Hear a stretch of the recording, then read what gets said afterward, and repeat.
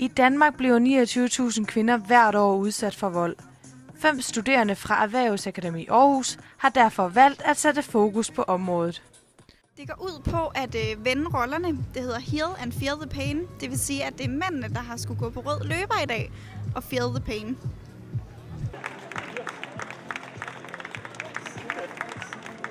Selv politikere bliver tiltrukket af de høje hæle. Det er ekstremt vigtigt at få sat fokus på, at der desværre er tusindvis af kvinder, som hvert år bliver udsat for vold. Det skal vi jo selvfølgelig, fordi det skal stoppes, men vi skal jo også have fået sendt et signal til kvinderne om, at det er faktisk okay at søge hjælp, hvis man er udsat for nogle af de her ting. Det er et tabu i vores samfund, det er et socialt problem, og det er vi selvfølgelig nødt til at snakke om åbent, hvis vi skal det til livs. 22-årige Thomas Kravlund har også fundet vej til dagens røde løber. Det er mine holdkammerater, som var med til at lave det her event, og så valgte jeg at støtte op om det. Hvordan var det at gå på den røde løber?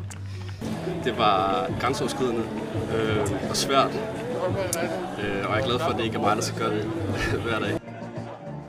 Vi har været super tilfredse. Der har virkelig været mange friske fyre, som har lidt, men de har også syntes, det var rigtig sjovt.